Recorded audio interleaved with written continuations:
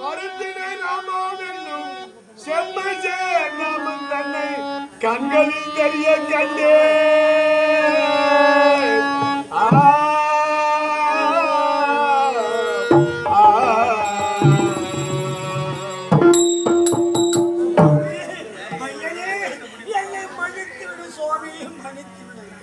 வந்திருப்பது நீ என்று தெரியாமல் ராமன் தானே என்று என் வாயில் வந்தபடி ஏளனமாக வாடா என்றும் போடா என்றும் தவறான முறையில் பேசிவிட்டேன்.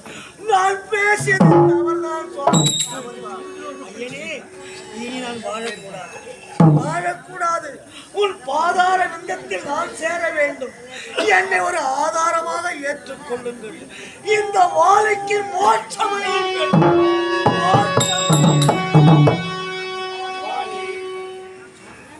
அன்பார்ந்த பெரியவர்களே, இதோ வாலி இறந்த பிறகு இதோ ஐயா நாகராஜ ஐயா அவர்கள் மோட்சமடைய வேண்டும்.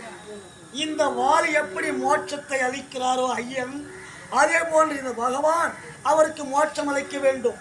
சாலோவே சாரூபே சாரீபே சாயுட்சம் என்று சொல்லக்கூடிய 4ஆம் பதவி அடைய வேண்டும்.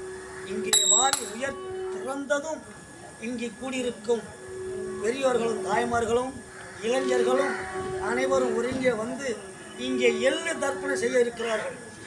ஆகையினால் கடைசி நேரத்தில் ஐயா அவர்களுக்கு நீங்கள் செலுத்த வேண்டிய காணிக்கை அந்த அரிசி தர்ப்பணம் செய்ய நேரத்தில் வாய்க்கரிசி எனக்காக போட்டு ஐயனுக்காக தர்ப்பணம் செய்யுங்கள். அவர் ஐயன் பதவியை அடையட்டும்.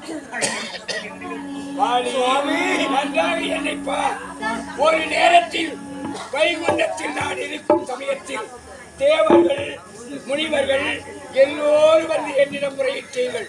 காரணம், ராவணாதி ராட்சசர்கள் செய்யும் தொல்லை எங்களால் தாங்க முடியவில்லை. இதற்கு ஒரு வழி நீங்கள் தான் கூற வேண்டும் என்று கேட்க, அப்போது நான் என்ன முறைத்தேன், அடுத்த பிறவியில் அயோத்தியில் தசரத சக்கரவர்த்திக்கு திருக்குமாரன் ராமனாக பிறக்கப் போகிறேன்.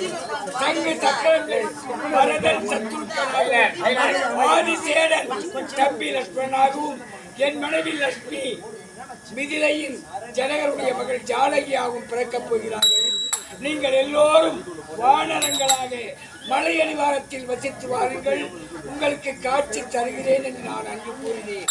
ஆனால் நீயோ செய்யாத தவறை செய்து பிரதான கமலத்தில் நீ ஈடுபட்டதால் உன்னை மறைந்திருந்து கொள்ள வேண்டியது ஆயிற்று. வாலி, உனக்கு மோட்சத்தை அளிக்கவே அங்கு வந்திருக்கிறோம். அது மட்டுமில்லை, இந்த முடிச்சூர் கிராமத்திலே வாழ்ந்து வளர்ந்து நம்மை விட்டு பிரிந்த உயர் திரு நாகராஜர் ஐயா அவர்களுக்கும் வாலிக்கும் மோட்சத்தை தருகிறேன்.